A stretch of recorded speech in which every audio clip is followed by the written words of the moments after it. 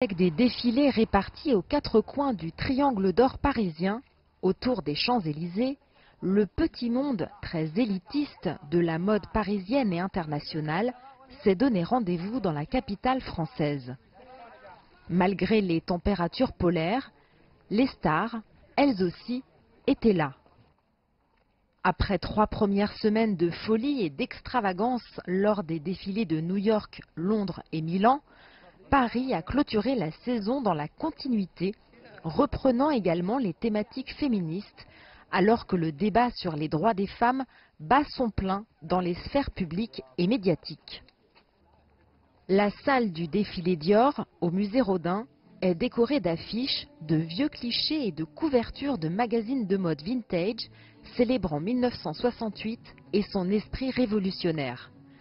C'est une femme libre que l'on trouve chez Christian Dior, dont la directrice artistique Maria Grazia Chiuri a fait du féminisme son cheval de bataille. Sur le podium, des plaids, des tartans, des kilts à motifs et des pantalons portés sur des vestes assorties qui tentent de brouiller la distinction des genres. Pour ses 50 ans, la maison Richtiel mettait elle aussi en valeur l'image d'une femme forte et libre, avec des épaules larges, des talons plats et des jupes très courtes, soulignant la ligne des jambes. Ce soir, nous voulions donner une voix à toutes ces femmes et les aider avec leur créativité et les rendre plus fortes dans ce monde qui est si dur aujourd'hui. Donc c'était sur les femmes, une célébration des femmes.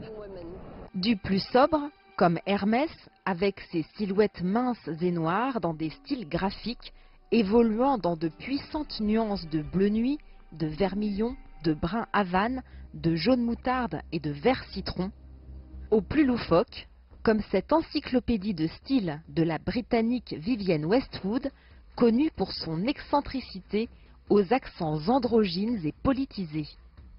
C'est vrai que Paris a une créativité incroyable, que chaque maison a ses propres codes, a ses propres talents et que c'est vraiment, la mode est une industrie qui se renouvelle tout le temps et surtout à Paris. J'ai vraiment apprécié le fait qu'il y ait beaucoup de looks forts et audacieux et qui donnent du pouvoir aux femmes. Je pense que c'était très important d'avoir cela cette saison.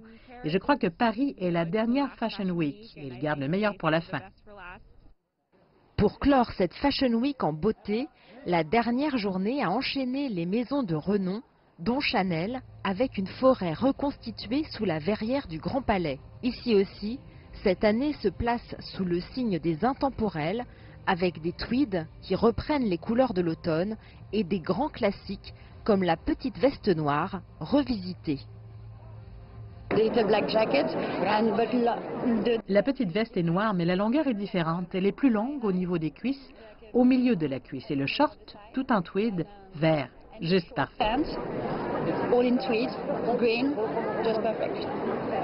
La Fashion Week est un événement incontournable du monde de la mode depuis 1973. Pendant cette semaine de folie, il y a les défilés officiels, bien sûr, mais ce sont aussi des présentations, des showrooms, des défilés off et des soirées qui investissent à peu près tous les lieux parisiens et font vibrer pendant une semaine Paris au rythme de la mode.